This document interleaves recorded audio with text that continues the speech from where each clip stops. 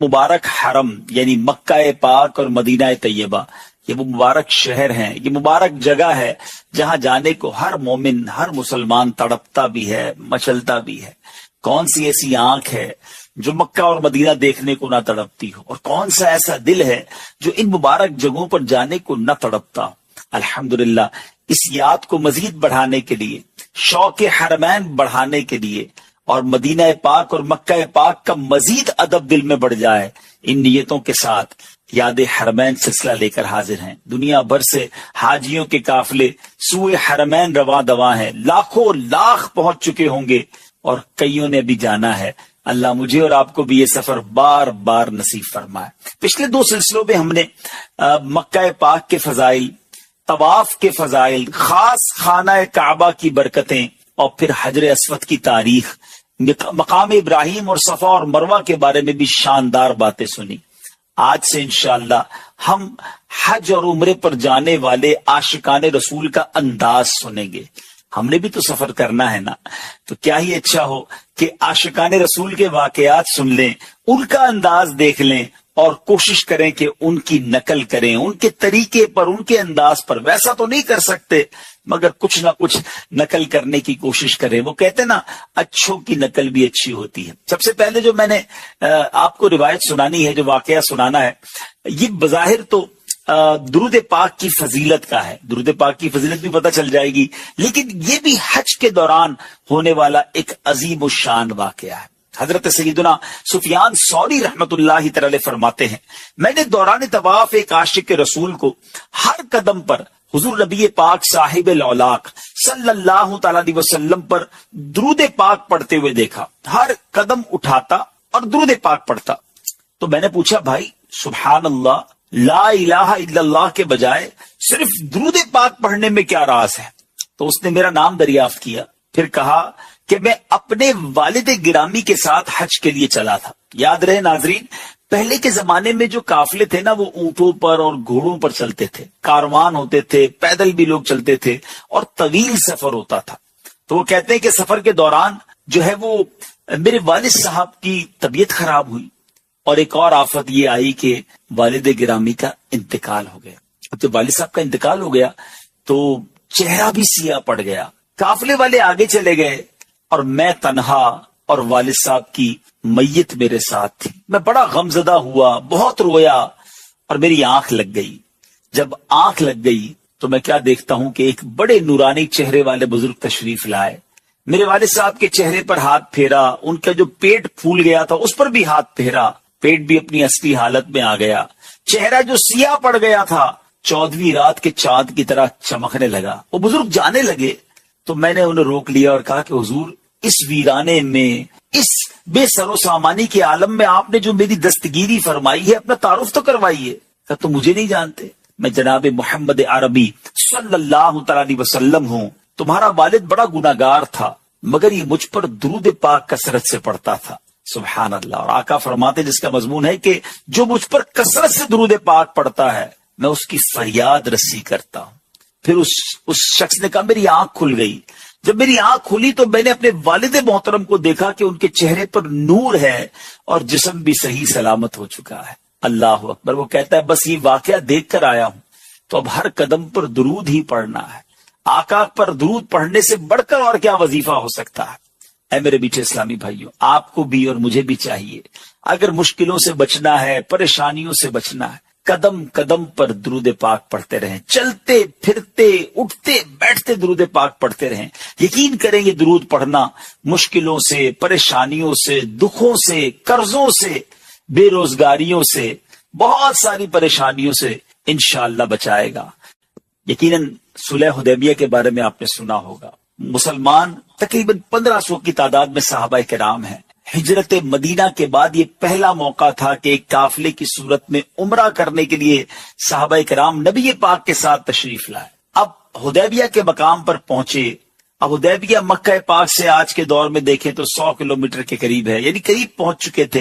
1500 सहाबा एहराम की हालत में थे, मगर अब ये इरादा था कि उम्रा करना है, मगर ये भी खौफ था कि कुफारान मक्का मक्के में एंटर होने देंगे कि नहीं, हमें मौका देंगे कि नहीं, क्योंकि बड़ी तकलीफ के साथ ये सहाबा मक्के से मदीने गए थे। अब एक सफीर बनाकर सैयदना उस्मान गनी रदी अल्लाह तआला अन्हु को मक्के भेजा गया कि वो जाके मुज़ाकरात करें और ये तय करवा लें, किसी तरह इजाजत मिल जाए कि ये सहाबा किराम नबी पाक के साथ जो है वो उम्रा कर लें।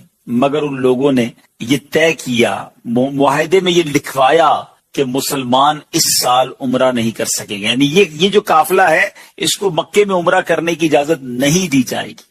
मगर हज़रत उस्मान गनी रदी अल्लाह तआला चूंकि मक्के ही गए थे, मक्का शरीफ पहुंच चुके थे और मुज़ाकरात हो रहे थे, तो उन्होंने कहा अब आप मक्के आ गए हैं तो आप तवाफ कर लीजिए, अलबत्ता आपके काफिले वालों को हम तवाफ और उम्रे की इजाजत नहीं देंगे। उस्मान गनी रदी अल्लाह तआला के पास मौका था, काबा सामने था, तवाफ कर सकते थे, मगर इश्क रसूल ने ये गवारा ना किया कि चला हूं नबी पाक अलैहिस्सलातु वस्सलाम के साथ, उनके काफिले का एक फर्द हूं, तो अपने आका से पहले कैसे तवाफ कर लूं। सैयदना उस्मान गनी रदी अल्लाह तआला अन्हु ने वो कमाल का जवाब दिया जो आज भी सुनहरे हुरूफ में तारीख की किताबों में दर्ज है। नाजरीन, ये दुनिया भर के आशिकाने रसूल की लिए एक शानदार पैगाम भी है, एक वे, एक डायरेक्शन भी है।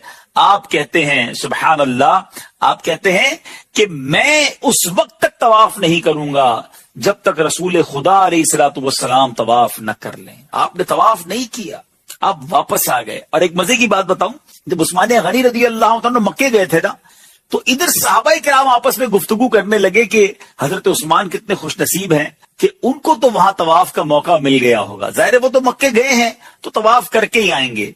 जब ये खबर नबी पाक अलैहिस्सलातु वस्सलाम तक पहुंची ना, तो आका अलैहिस्सलातु वस्सलाम ने फरमाया मुझे उम्मीद है कि उस्मान मेरे बगैर तवाफ नहीं करेंगे। कुछ इस तरह नबी पाक अलैहिस्सलातु वस्सलाम ने इरशाद फरमाया। तो मेरे बीच इस्लामी भाइयों, ये बात बहुत कुछ बता गई है कि नबी पाक के बगैर तवाफ भी ना किया, आका राजी होंगे तो रब राजी हो जाएगा। है साबित हुआ कि जुमला फराइज फरू है, असलुल उसूल बंदगी उस ताजवर की है। तो यहां बहुत सारे लोगों के शायद मिसकंसेप्शन दूर हो जाएं, गलत फहमियां दूर हो सकती हैं। कुछ लोग कहते हैं यार ये इश्क वाली बातें कहां से ले आते हो, ये कहां लिखी हुई है, ये शरीयत में कहां लिखा है। मुझे बताइए ये कहां लिखा था कि उस्मान गनी रदी अल्लाह तआला अन्हु काबा सामने है, उन्होंने तवाफ नहीं किया और कहा कि नबी पाक के बगैर तवाफ नहीं करूंगा। हो सकता है किसी की अकल ये कहे कि मौका था, अल्लाह का घर सामने था, जनाब तवाफ कर लिया जाता।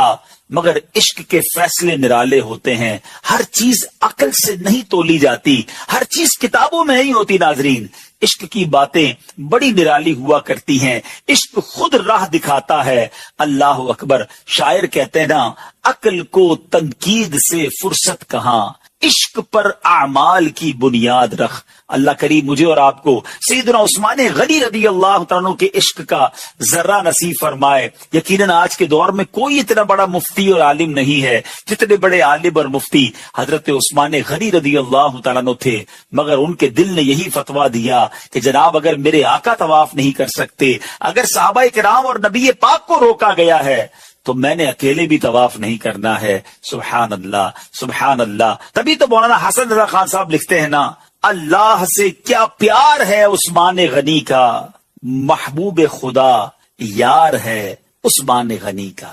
एक मरतबा फरमाया कि मैं बहुत शर्मिंदा हूं, आह अल्लाह से किस तरह मुलाकात करूंगा। अफसोस उसके पाक घर यानी काबाए मुशर्रफा में कभी मैं पैदल चलकर नहीं आया। उसके बाद आप 20 मरतबा मदीना मुनव्वरा से मक्का मुकर्रमा हज के लिए पैदल तशरीफ लाए। नाजरीन, ये कहना आसान है, आज भी तकरीबन 425 किलोमीटर का फासला है अगर रोड सीधी बना दी गई है तो, वरना जब ये पहाड़ थे, जब ये रेगिस्तान थे, तो ये सफर कैसे हुआ होगा पैदल।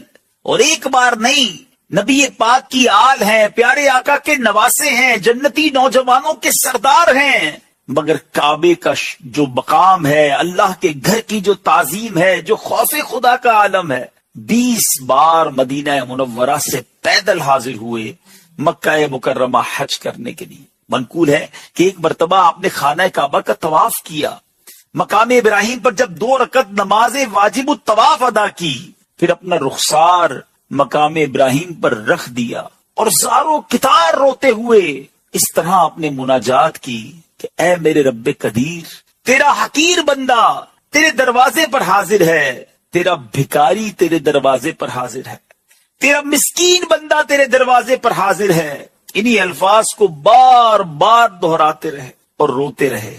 اس کے بعد مسجد الحرام سے باہر تشریف لائے تو آپ کا گزر چند مسکینوں کے پاس سے گزرا جو راستے میں بیٹھے ہوئے تھے اور صدقے کی روٹیوں کے ٹکڑے کھا رہے تھے۔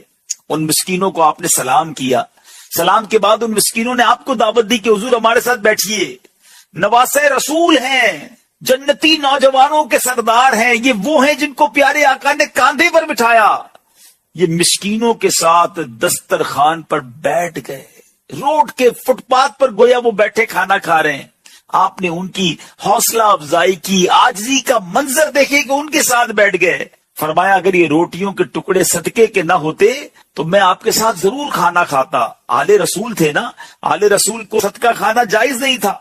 اس کے بعد آپ ان مسکینوں کو اپنی قیام گاہ پر لے آئے، ایسے نہیں چھوڑ کر چلے گئے، اور سب کو عمدہ کھانا کھلایا اور رخصت ہوتے وقت سب کو درہم بھی عنایت فرمائے۔ کیا بات ہے، نبی پاک کی تربیت کا کیا شاہکار تھے یہ لوگ۔ ذرا غور کیجئے، یہاں 2 باتیں بڑی خوبصورت سیکھنے کو مل رہی ہیں اس واقعے سے۔ ایک تو کعبے کی عظمت، اللہ کے گھر میں حاضری کا انداز، وہاں خوف خدا کا عالم کیا ہونا چاہیے، وہاں اللہ کی بارگاہ میں فریاد کیسے کرنی چاہیے۔ ارے یہ لوگ تو بخشے بخشائے ہیں، جنتی نہیں فقط، ان کے صدقے ہم نے جنت میں جانا ہے، مگر اللہ کی بارگاہ میں آنسو بہا رہے ہیں، دعائیں کر رہے ہیں، پیدل حج کو جا رہے ہیں۔ اور آج ہم میں سے جو لوگ حج کو جاتے ہیں، عمرے کو جاتے ہیں، ہنستے ہوئے، کہہ مارتے ہوئے، غفلت کا عالم ہے، سیلفی ہو رہی ہے، موبائل چل رہے ہیں، معاذ اللہ ادھر بھی گناہ ہو رہے ہیں، کعبے کو دیکھ کر بھی آنسو نہیں ہیں، وہاں بھی غفلت ہے، ایک آدھ بار تو دعا کر لی، اس کے بعد تو شاپنگ اور گھومنا پھرنا۔ نہیں میرے حاجیوں، یہ سفر اس لیے نہیں ہے کہ ہم فضول باتوں میں گزاریں، ہم غفلت میں گزاریں۔ مکہ پاک میں ایک ہیبت ہونی چاہیے دل پر کہ میں اللہ کی بارگاہ میں حاضر آیا ہوں، اللہ کے گھر پر آیا ہوں۔ اور جب بادشاہ کی بارگاہ میں ایک غلام جاتا ہے تو وہ ڈرا ہوا رہتا ہے کہ کہیں بادشاہ ناراض نہ ہو جائے، یہ تو احکم الحاکمین ہے، تو یہ رب العالمین کا گھر ہے۔ ادھر تو دل پر ایک کیفیت ہونی چاہیے، آنسو ہونے چاہیے، التجائیں ہونی چاہیے۔ خدارا ان واقعات کو سن کر اپنے اندر اس رقت کو پیدا کیجیے، اور پھر سبحان اللہ، اتنا بڑا مرتبہ ہے۔ اور مسکینوں کے ساتھ بیٹھ جانا، ان کے ساتھ کھانا کھانا، ان کو گھر لے آنا۔ آج ہمارا کیا حال ہوتا ہے؟ کیا ہم غریبوں کے ساتھ ایسا برتاؤ رکھتے ہیں؟ کیا ہم غریب لوگوں کے ساتھ بیٹھنا پسند کرتے ہیں؟ سیکھنا ہے مجھے اور آپ کو اہل بیت اطہار سے۔ جبھی تو جناب سیدی اعلیٰ حضرت لکھتے ہیں نا، وہ حسن مجتبی سید الاسخیاء راکب دوش عزت پہ لاکھوں سلام۔ کہتے ایک پرہیزگار شخص کا بیان ہے، میں مسلسل 3 سال سے حج کی دعا کر رہا تھا لیکن میری حسرت پوری نہ ہوئی۔ 4تھے سال حج کا موسم بہار تھا اور دل آرزو حرم میں بے قرار تھا۔ ایک رات جب میں سویا تو میری سوئی ہوئی قسمت انگڑائی لے کر جاگ اٹھی۔ الحمدللہ خواب میں نبی پاک علیہ الصلوۃ والسلام کی زیارت سے میں مشرف ہوا۔ میرے آقا نے ارشاد فرمایا تم اس سال حج کو چلے آنا۔ میری آنکھ کھلی تو خوشی سے دل جھوم رہا تھا کہ پیارے آقا علیہ الصلوۃ والسلام نے فرمایا ہے کہ تم اس سال حج کے لیے چلے جانا۔ بار بار یہ آواز میرے کانوں میں رس گھول رہی تھی۔ اچانک یاد آیا کہ میرے پاس تو زیادہ سفر ہی نہیں ہے، میرے پاس تو مال نہیں ہے، سفر کے لیے کاغذات اور تمام چیزیں نہیں ہیں، میں کیسے جاؤں گا؟ دوسری رات پھر نبی پاک علیہ الصلوۃ والسلام خواب میں تشریف لائے لیکن میں اپنی غربت کا ذکر نہ کر سکا۔ پیارے آقا علیہ الصلوۃ والسلام نے پھر فرمایا اس سال حج کو چلے آنا۔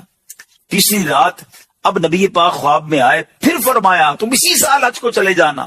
میں سنتا رہا مگر ہمت نہ ہوئی۔ اب 4تھی بار میں نے سوچا کہ اب پیارے آقا تشریف لائیں گے نا خواب میں تو میں عرض کر دوں گا حضور میں کیسے آؤں، میرے پاس تو کچھ بھی نہیں ہے، آہا پلے زر نہیں، رختے سفر سرور نہیں، تم بلا لو، تم بلانے پر ہو قادر یا نبی۔ اب 4تھی رات نبی پاک علیہ الصلوۃ والسلام خواب میں تشریف لائے، فرمایا تم اس سال حج کو چلے جانا۔ میں نے دست بستہ عرض کی حضور میرے پاس تو اخراجات نہیں ہیں۔ ارشاد فرمایا اپنے مکان میں فلاں فلاں جگہ کو کھودو، وہاں تمہارے دادا کی زرہ موجود ہے، دادا کا وہ ایک لباس، جنگی لباس تھا، وہ موجود ہے۔ اتنا فرما کر میرے آقا علیہ الصلوۃ والسلام تو تشریف لے گئے، میری آنکھ کھلی، میں نے جو جگہ نبی پاک نے خواب میں بتائی تھی اس جگہ کو کھودا تو میرے دادا جان کی قیمتی زرہ وہاں سے نکلی، بالکل صاف ستھری تھی، گویا کسی نے استعمال ہی نہ کی ہو۔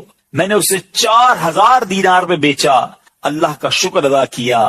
پیارے آقا علیہ الصلوۃ والسلام کی نظر عنایت سے اسباب حج کا خود ہی انتظام ہو گئے۔ تو کیا پتا چلا ناظرین، تڑپ سچی ہونی چاہیے، التجا ہونی چاہیے، آنکھوں میں آنسو ہونے چاہیے، یاد حرمین ہونا چاہیے، اللہ کی بارگاہ میں دعائیں ہونی چاہیے، نبی پاک علیہ الصلوۃ والسلام کی بارگاہ میں التجائیں ہونی چاہیے۔ جب کرم ہوگا نا تو حالات ایسے بدلیں گے کہ بندہ دیکھتے ہی دیکھتے سمجھ بھی نہیں آتی اور کیسے پہنچ جاتا ہے۔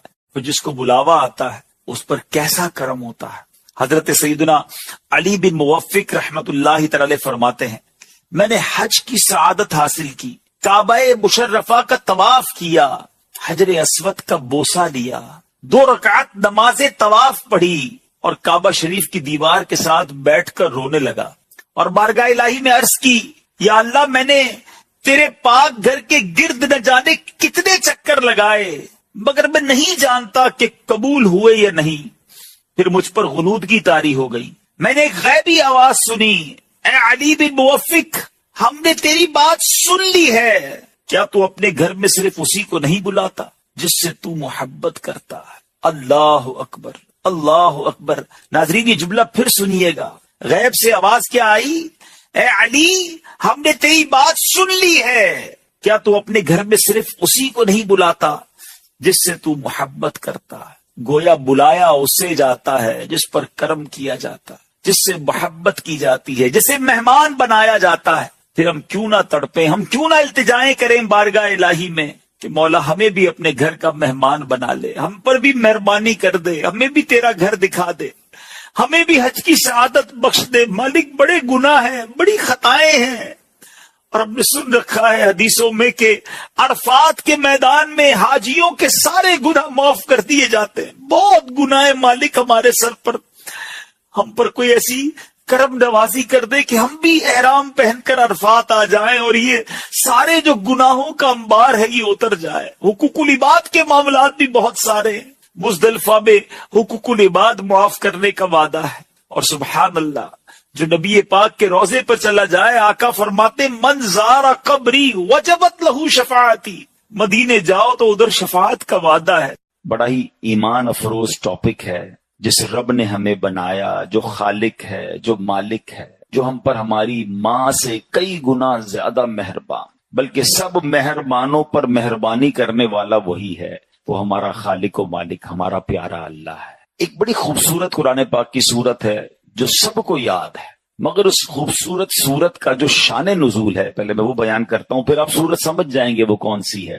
اس سورت کا شان نزول یہ ہے کہ کفار نے نبی پاک علیہ الصلوۃ والسلام سے، جب نبی پاک نے ریویل کیا، اسلام کے بارے میں اعلان کیا، اللہ کی طرف بلایا، انہیں بتوں کی پوجا کرنے سے روکا، تو انہوں نے اللہ کے بارے میں سوال کرنا شروع کر دیے، اور بڑے عجیب و غریب سوال تھے ان کے کوسچنز بڑے یونیک تھے۔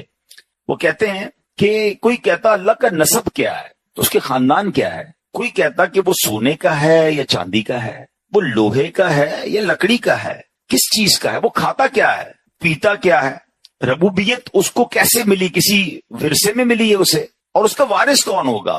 عجیب عجیب ان کے سوالات تھے۔ اللہ کریم نے ان سب کا جواب دینے کے لیے قرآن پاک کی یہ سورت نازل فرمائی۔ اب یہ سورت کون سی بتاتا ہوں، مگر پہلے اس سے ایک اور اس سورت کی فضیلت بیان کر دیتا ہوں کہ حضرت عائشہ صدیقہ رضی اللہ تعالیٰ عنہ فرماتی ہیں کہ نبی پاک علیہ الصلوۃ والسلام نے ایک لشکر روانہ کیا جہاد کے لیے، اور ایک شخص تھے اس میں، وہ اپنے ساتھیوں کو اس میں نماز پڑھاتے تھے، تو روزانہ نماز میں، ہر نماز میں سورہ فاتحہ کے بعد یہی والی سورت پڑھتے تھے۔ جب لشکر واپس آیا تو نبی پاک علیہ الصلوۃ والسلام سے کسی نے بات ذکر کر دی، حضور یہ جو ہمارے امام صاحب تھے یہ تو ہر نماز کی ہر رکعت میں سورہ فاتحہ کے بعد یہی سورت پڑھتے تھے۔ تو پیارے آقا علیہ الصلوۃ والسلام نے انہیں بلایا، فرمایا اس سے پوچھو کیوں ایسا کرتے تھے۔ تو جب لوگوں نے ان سے پوچھا، فرمایا یہ سورت تو رحمان کی صفت ہے، اس وجہ سے مجھے بڑی پسند ہے، میں پڑھنا پسند کرتا ہوں۔ تو نبی پاک نے فرمایا کہ اسے بتا دو کہ اللہ تعالیٰ بھی اس سے محبت فرماتا ہے۔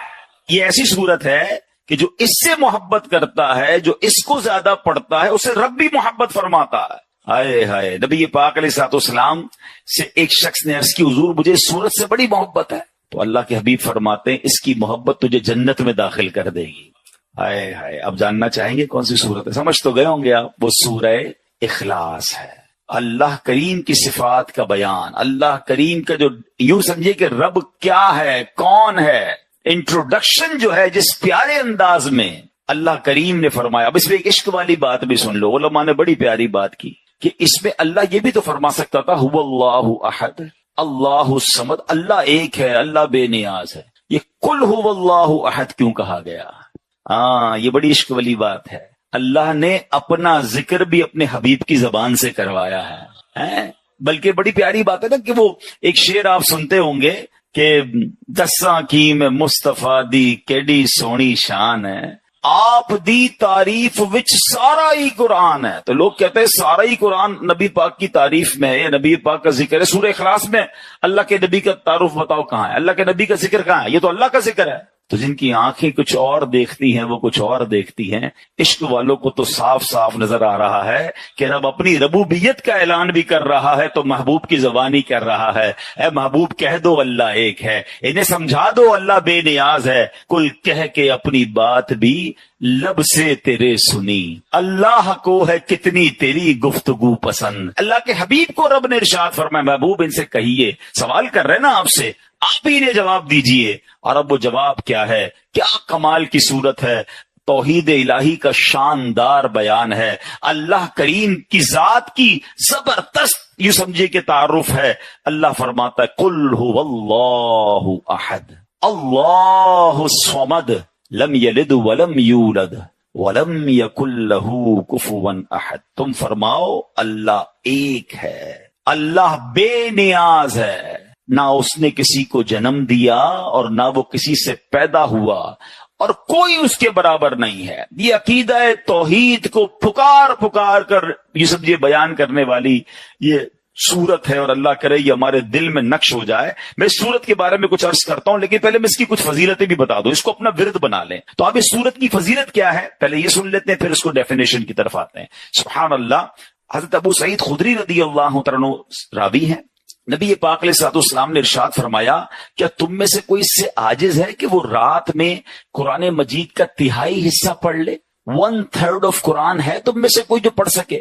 تو صحابہ کرام نے عرض کی کہ حضور یہ بات تو مشکل معلوم ہو رہی ہے۔ عرض کی یا رسول اللہ ہم میں سے کون اس کی طاقت رکھتا ہے؟ تو پیارے آقا علیہ الصلوۃ والسلام نے فرمایا سورہ اخلاص تہائی قرآن کے برابر ہے، یعنی اگر کوئی 3 بار سورہ اخلاص پڑھ لے نا تو اسے پورا قرآن پڑھنے کا ثواب ملتا ہے۔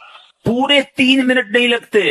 اگر یہ سیکنڈوں اور منٹس کی اہمیت پتہ چل جائے نا، جن کے گھنٹوں موبائل پر فضول گزر رہے ہیں، گھنٹوں جناب گپ شپ پہ گزر رہے ہیں، کھانے کی ٹیبل پر بیٹھتے تو اٹھتے نہیں، چائے پیتے تو کھڑے نہیں ہوتے، اتنی ٹائم ہے ہمارے پاس۔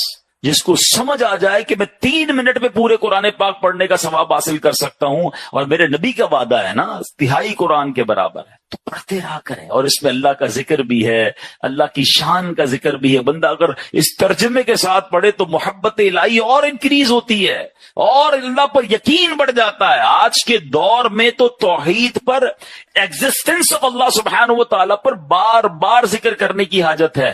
انفارچونیٹلی آج کل ایتھیزم اتنا بڑھایا جا رہا ہے ہمارے اسکول میں، ہمارے کالجز میں، جناب تعلیمی اداروں میں۔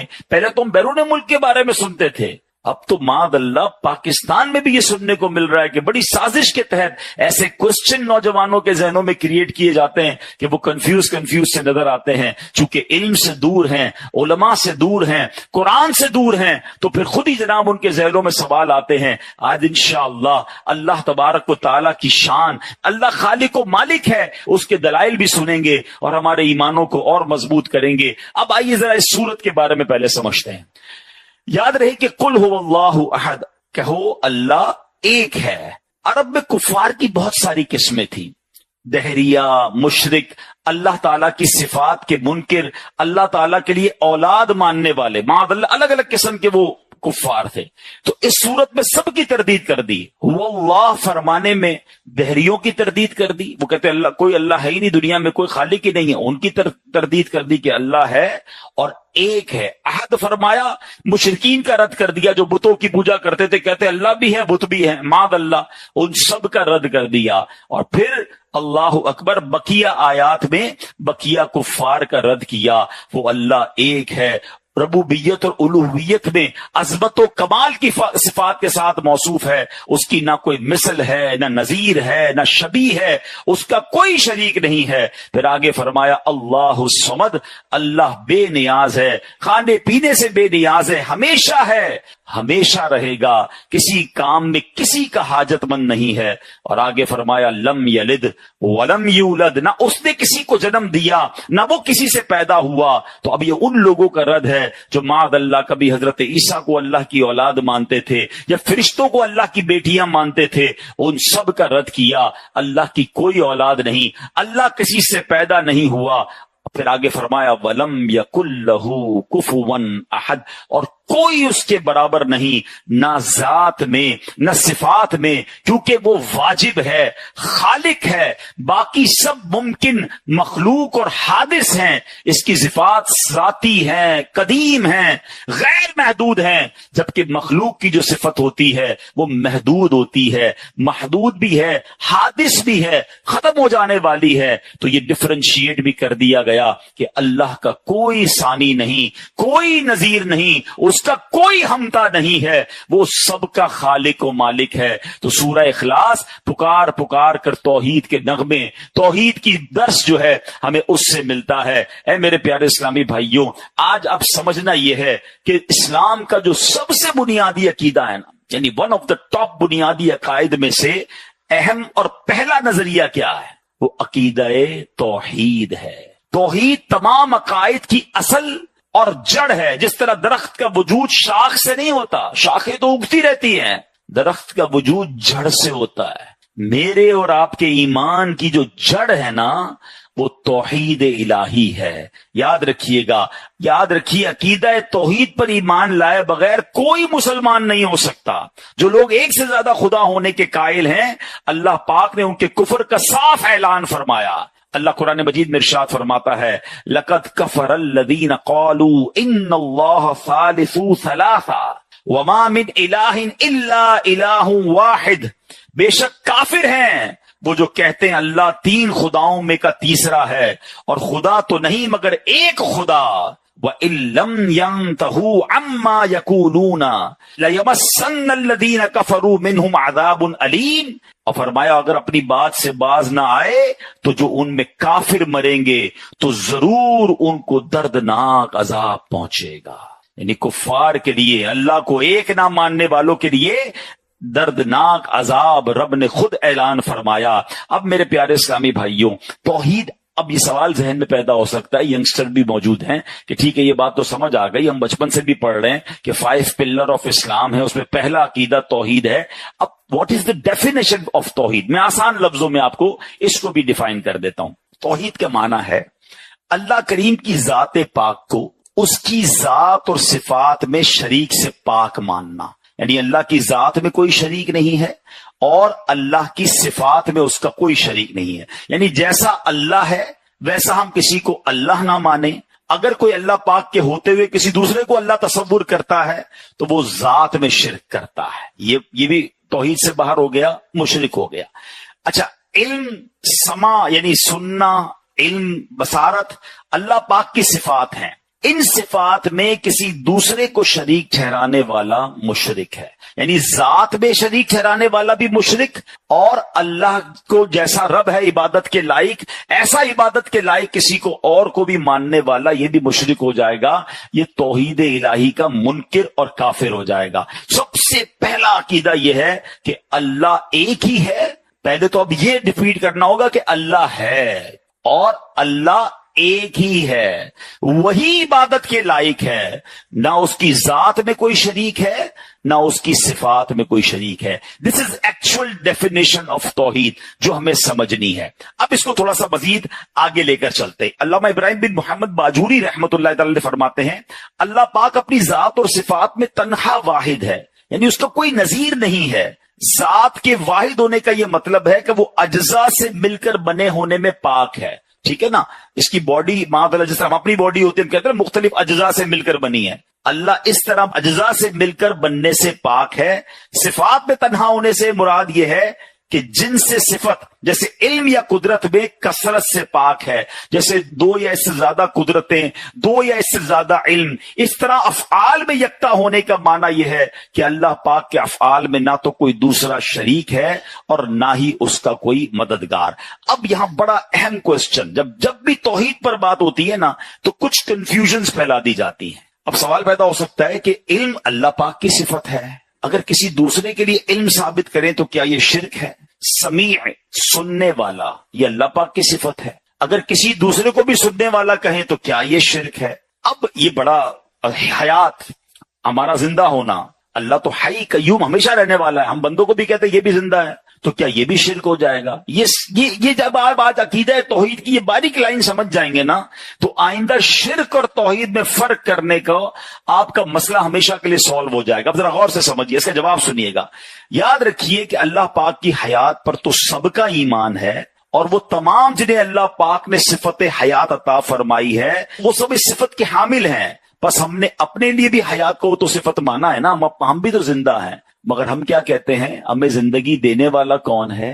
ہماری زندگی ٹیمپریری ہے, ہماری زندگی دینے والا کون ہے؟ اللہ تعالیٰ ہے. اللہ بھی حی ہے, اس وقت میں بھی زندہ ہوں, آپ بھی زندہ ہیں, مگر ہمیں زندگی دینے والا رب ہے, اور رب کو زندگی دینے والا کوئی نہیں ہے. وہ ساری کائنات میں زندگی بانٹنے والا ہے, مگر میری زندگی محدود, میری حیات محدود, میں نہیں تھا, معدوم تھا اور اس دنیا میں آیا ہوں. دنیا میں پہلے ہم نہیں تھے, وی آر ناٹ ایگزسٹنگ, ہم ایگزسٹ نہیں کر رہے تھے, ہم نہ ہونے سے ہونا ہوئے اور تھوڑے عرصے بعد پھر نہ ہونا ہو جائیں گے. معدوم سے حاضر ہوئے, ظاہر ہوئے, پھر معدوم ہو جائیں گے. اللہ ایسا نہیں معاذ اللہ کے پہلے رب نہیں تھا پھر رب آیا, رب ہمیشہ سے ہے, ہمیشہ رہے گا. جس دن یہ ڈفرینشیٹ آپ نے کر لیا تو پھر تو یہ شرک نہ ہوا. اگر کوئی یہ مانے جیسا اللہ حی ہے, جیسا اللہ قیوم ہے, جیسا اللہ کی حیات ہے ایسا اس بندے کی حیات ہے, پھر تو یہ صاف شرک ہو جائے گا. اور دنیا میں کوئی کسی کے لیے ایسا نہیں مانتا. بالکل اسی طرح اللہ سمیع ہے, سننے والا ہے, میں بھی سن رہا ہوں, آپ بھی سن رہے ہیں. کسی کے ذہن میں خیال نہیں آتا کہ یار یہ شرک ہو رہا ہے, اس لیے شرک نہیں ہو رہا کہ اللہ کا سننا سبحان اللہ اس کی شان اور ہے. اللہ نے ہمیں یہ سعادت دی ہے کہ ہمارے کان سنتے ہیں, مگر ہم نے اللہ سے لیا ہے, اللہ نے کسی سے نہیں لیا ہے. ہمارے علم جو ہے, کئی لوگ علماء ہوتے ہیں, دنیا کے علوم بھی سیکھتے ہیں. اللہ بھی علیم ہے, نام سنا ہے نا رب کا علیم, علیم الخبیر. اللہ خبردار بھی ہے, غیبوں پر بھی خبردار ہے, اور اللہ علیم ہے. تو اللہ علیم علم والا ہے. آج لوگ کہتے یہ بھی بڑے عالم صاحب ہیں, تو کیا شرک ہو جائے گا؟ نہیں جناب, ان کا علم محدود ہے, رب تو علم دینے والا ہے. جب اس بات کو آپ سمجھ جائیں گے تو کبھی شرک کی ڈیفینیشن میں کنفیوژن نہیں ہوگی کہ اگر بندہ کسی اللہ والے کے لیے, کسی بڑی ہستی کے لیے کوئی علم, کوئی طاقت یا کوئی بھی اس کا جناب عمل مانتا ہے تو ہمیشہ ذہن میں یہی ہوتا ہے کہ یہ محتاج ہیں, اللہ نے انہیں دیا ہے اور اللہ کی عطا سے انہیں ملا ہے. تو شرک تو ختم ہو گیا نا. شرک یہ ہوتا ہے کہ جب یہ بندہ کہہ دے کہ فلاں نبی, فلاں صحابی, فلاں ولی جو ہیں یہ اللہ کی طرح ہیں, انہوں نے اللہ سے لے کر نہیں خود اپنی طرف سے ہمیں دیا یا اپنی طرف سے دنیا کو نوازتے ہیں,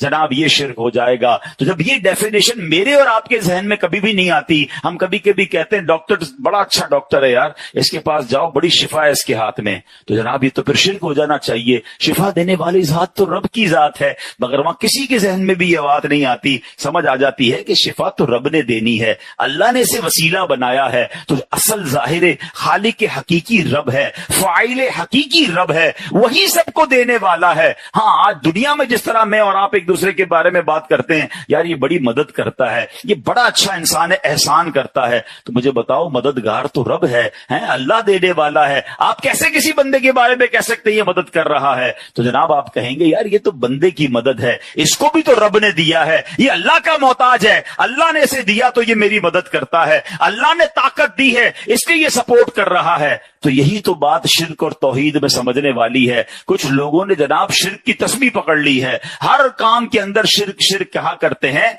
शिर्क ये नहीं है, जात में कोई किसी को शामिल कर ले यकीनन मुशरिक है, अल्लाह के सिवा किसी और को इबादत के लायक समझे वो मुशरिक है, और अल्लाह की सिफात में किसी को शामिल कर ले कि जैसा रब है, खालिक है, जैसा मालिक है, जैसा उसका सब कुछ है, ऐसा ही किसी को मानेगा तो यकीनन वो मुशरिक हो जाएगा। मगर अल्हम्दुलिल्लाह मुसलमानों का यह अकीदा नहीं हुआ करता। अल्लाह वालों के लिए भी जब भी वो उनकी तरफ किसी उनके कमाल की तरफ या उनके किसी आला वस्फ की तरफ तवज्जो करते हैं तो जहन में यही होता है ये अल्लाह के नेक बंदे हैं, इबादत करके बड़ा मर्तबा पा लिया है, अल्लाह ने इन्हें अपने कमाल से, अल्लाह ने अपनी कुदरत से इन्हें कुछ अताएं फरमाई हैं, तो ये जनाब हम लोगों से आगे हैं, मगर रब के ये भी मोहताज हैं। अल्लाह की अता के बगैर कोई किसी की कोई मदद नहीं कर सकता। तो उम्मीद है कि ये बात हमें क्लियर हो जाएगी। अब हम आते हैं कि अल्लाह मौजूद है। आज के दौर में इस टॉपिक को बहुत डिस्कस करना जरूरी है। बदकिस्मती है कि मुसलमान कहलाने वालों के जहनों में भी अब वसवसे क्रिएट किए जा रहे हैं। तो कुछ बड़ी खूबसूरत बातें इंशाल्लाह हम सुनेंगे जो इंशाल्लाह मजीद अकीदा तौहीद पर हमारी रहनुमाई भी करेंगी। बेसिक ऑफ ईमान की बात हो रही है, और अनफॉर्चुनेटली आजकल नौजवानों में ऐसी ऐसी महफिलों में बैठ रहे हैं कि वहां अल्लाह के एग्जिस्टेंस पर कलाम हो रहा है कि यार ये कायनात ऐसे ही बन गई है, बिग बैंग थ्योरी है, और अजीब अजीब साइंसी थ्योरियां पेश करते हैं। और सोशल मीडिया का जमाना है, लोग वीडियो देख के कंफ्यूज हो जाते हैं। तो पहले सबसे मजबूत मेरा और आपका यह अकीदा होना चाहिए। अब आइए, सुभान अल्लाह, अब खुदाए बुजुर्गों बरतर के होने की दलील क्या है? अब कुछ दलीलें सुनिएगा। याद रखिए कि अल्लाह अज़्ज़ व जल का मौजूद होना आफताब से ज्यादा रोशन है। उसकी जात का यकीन हर शख्स की फितरत में दाखिल है, खुसूसन मुसीबतों, बीमारियों, आफतों में। ये इंसान की फितरत है कि जब बड़ी मुसीबत में आता है ना, बड़े से बड़ा मुनकिर भी जो है ना वो फिर अल्लाह की तरफ रुजू कर लेता है कि यार अब फंस गया हूं, अब दुआ करूं। अब किसी को कहता है अल्लाह से दुआ कर दो, अब उसे याद आता है कि कोई है खालिक, कोई है मालिक जिसकी तरफ मैंने रुजू करना है। जब परेशान होता है तो उसे रब की याद आती है। और थोड़ी सी अकल वाला इंसान भी अगर सिर्फ इस दुनिया पर नजर कर लेना तो यकीन कर लेता है कि बेशक ये आसमान और जमीन, ये सितारे, ये सैयारे, इंसान और हैवान, तमाम मखलूक किसी न किसी के पैदा करने से पैदा हुई है। अरे आखिर कोई तो है जो इन्हें पैदा कर रहा है, जिस तरह चाहता है उसमें तसर्रुफ करता है। क्योंकि जब हम किसी तख्त या कुर्सी को देखते हैं, मिसाल के तौर पर ये मेरी डेस्क है, आप किसी भी कुर्सी को देखें, देखते ही ख्याल क्या आता है कि इसको किसी ने बनाया होगा, ये खुद ब खुद बन नहीं सकती है। तो जरा बताओ ना, इतनी बड़ी दुनिया, इतना बड़ा सिस्टम जो बहुत खूबसूरत अंदाज में चल रहा है, क्या किसी ने नहीं बनाया होगा? अरब के एक बद्दू ने बड़ी प्यारी मिसाल के जरिए बात समझाई।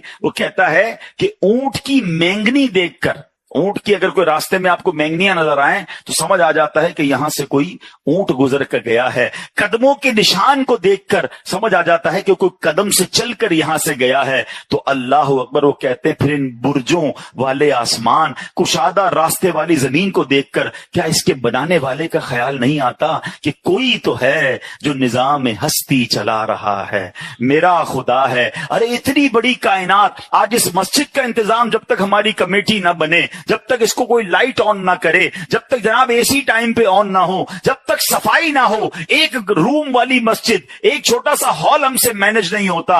इतनी बड़ी कायनात है जिसका निजाम चल रहा है, वक्त पे सुबह हो रही है, वक्त पे शाम हो रही है। अरे सुभान अल्लाह, कोई एक मिनट तो कभी ऐसा हो जाए कि जनाब आज इफ्तार तो हो गया, सूरज गुरूब नहीं हुआ। जिस वक्त लिखा उस वक्त सूरज गुरूब हो रहा है, उस वक्त सूरज तुलू हो रहा है। अरे कायनात कितने नज्मो सब के साथ चल रही है, तो कोई तो है जो निजाम हस्ती चला रहा ہے، وہ میرا خدا ہے۔ ابھی آگے سنتے چلے جائیے۔ اب جناب لوگ کہتے ٹھیک ہے ایک نہیں بعد اللہ، کچھ لوگ ایک سے زائد خدا کے جو ہے وہ قائل ہیں کہ جناب اللہ بھی ہے اور کچھ اور بھی خدا ہیں، معاذ اللہ۔ اب ذرا یاد رکھیے، ایک شہر میں دو بادشاہ نہیں ہو سکتے، ایک گاڑی کے دو ڈرائیور نہیں ہو سکتے، ایک ٹیم کے دو کپتان نہیں ہو سکتے، کیونکہ جب بھی آپ دو لوگوں کو اتھارٹی دیں گے تو آپس میں کلیش ہوگا، اور جب کلیش ہوگا تو سسٹم ڈسٹرب ہونا شروع ہو جائے گا۔ سبحان اللہ۔ اب ایسی بات ہوئی، میں نہیں کہہ رہا، اللہ نے قرآن میں بیان کیا، لو کان فیہما آلہۃ الا اللہ لفسدتا، فرمایا اگر آسمان و زمین میں اللہ کے سوا اور خدا ہوتے تو ضرور تباہ ہوتے، یعنی پھر لڑائی جھگڑا اور تباہی اور بربادی اس کائنات کی ہو جاتی۔ یہ ایک سسٹم کے تحت پوری کائنات کا چلنا پکار پکار کر بتا رہا ہے کہ ایک ہی خالق ہے، ایک ہی مالک ہے، اور وہی رب العالمین ہے۔ اب آگے چلیے، قرآن مجید کی ایک بہت خوبصورت آیت ہے، شہید اللہ انہ لا الہ الا ہو والملائکۃ واولو العلم قائما بالقسط۔ ترجمہ، اللہ نے گواہی دی کہ اس کے سوا کوئی معبود نہیں، اور فرشتوں نے اور عالموں نے انصاف سے قائم ہو کر۔ اب اس آیت کا شان نزول سنیے گا۔ ایک وقت ایسا تھا کہ ملک شام کے علماء سے دو افراد نبی پاک کی خدمت میں حاضر ہوئے۔ جب انہوں نے مدینہ طیبہ کو دیکھا تو ایک دوسرے سے کہا کہ نبی آخر الزمان صلی اللہ تعالی علیہ وسلم کے شہر کے بارے میں جو ہم نے اپنی کتابوں میں پڑھا تھا نا، یہ شہر تو ویسا ہی ہے جو اس شہر میں پائی جاتی ہے۔ پھر نبی پاک کی خدمت میں حاضر ہوئے، پیارے آقا کی صورت دیکھی، آپ کی سیرت دیکھی، آپ کی باتیں سنی، تو فوراً پہچان لیا کہ ہماری کتابوں کے مطابق جو آخری نبی کے بارے میں بتایا گیا تھا نا، یہی وہ آخری نبی ہیں۔ پھر نبی پاک سے سوال کیا کہ آپ ہی محمد صلی اللہ علیہ وسلم ہیں؟ نبی پاک نے فرمایا ہاں۔ انہوں نے عرض کیا ہم آپ سے ایک سوال کریں گے، اگر آپ نے درست جواب دے دیا تو ہم آپ پر ایمان لے آئیں گے۔ تو نبی کریم علیہ الصلوۃ والسلام نے فرمایا سوال کرو۔ انہوں نے عرض کیا کتاب اللہ میں سب سے بڑی شہادت کون سی ہے، سب سے بڑی گواہی کون سی ہے؟ تو یہ آیت نازل ہوئی، اور اس کو سن کر وہ دونوں شامی جو لوگ تھے وہ مسلمان ہو گئے۔ اب یہ آیت کیا ہے، ترجمہ پھر سنو۔ اللہ نے گواہی دی کہ اس کے سوا کوئی معبود نہیں، اور فرشتوں نے اور عالموں نے انصاف سے قائم ہو کر، سبحان اللہ، اس میں فرمایا گیا کہ اہل علم بڑی عزت والے ہیں۔ رب کریم نے اپنی توحید کے گواہی میں انہیں شامل فرمایا ہے۔ اللہ اکبر۔ تو ہمیں علماء کرام سے مربوط رہنا ہے۔ یعنی اللہ نے کیا فرمایا کہ اللہ ایک ہے، اس کے معبود ہونے کی گواہی کس نے دی؟ فرمایا فرشتوں نے اور عالموں نے گواہی دی۔ اپنی گواہی میں رب نے عالموں کو، اہل علم کو شامل فرمایا۔ تو اہل علم کی یہ شان ہے، جو علم سے دور ہوتے ہیں پھر اللہ کی ایگزسٹنس پر بھی ان کے ذہنوں میں وسوسے آ جایا کرتے ہیں۔ ایک اور جگہ اللہ نے قرآن میں ارشاد فرمایا وَإِلَٰهُكُمْ إِلَٰهٌ وَاحِدٌ لَا إِلَٰهَ إِلَّا هُوَ الرَّحْمَٰنُ الرَّحِيمُ، اور تمہارا معبود ایک معبود ہے، اس کے سوا کوئی معبود نہیں مگر وہی بڑی رحمت والا ہے۔ اب آئیے، امام اعظم ابو حنیفہ، علم کا سمندر ہے نا، ایسے ہی تھوڑی کروڑوں لوگ ان کے پیروکار ہیں۔ ان کے پاس ایک شخص آیا، دہری جو تھا نا، ایتھیسٹ، آج بھی بڑے بڑے جناب ایتھیسٹ بنتے چلے جا رہے ہیں۔ ایک دہری آئے اور کہتے ہیں کہ حضور ہم جو ہے وہ اللہ موجود ہے اس کی دلیل دیجئے۔ آپ فرماتے میں سوچ رہا ہوں کافی دیر سے کہ لوگوں نے مجھ سے کہا ہے کہ ایک بہت بڑی کشتی ہے اور اس میں طرح طرح کا تجارتی سامان لدا ہوا ہے، کارگو شپ ہے، اور اس کا کوئی نگہبان نہیں ہے، اس کا کوئی چلانے والا بھی نہیں ہے، اور بالکل اپنا سفر پورا کر رہی ہے۔ سمندر میں طوفان آتا ہے تو اس کو بھی چیرتی بھی گزر جاتی ہے، جہاں رکنا ہوتا ہے وہاں رک جاتی ہے، سامان آف لوڈ کرتی ہے، پھر سامان آتا ہے پھر وہ چلتی رہتی ہے۔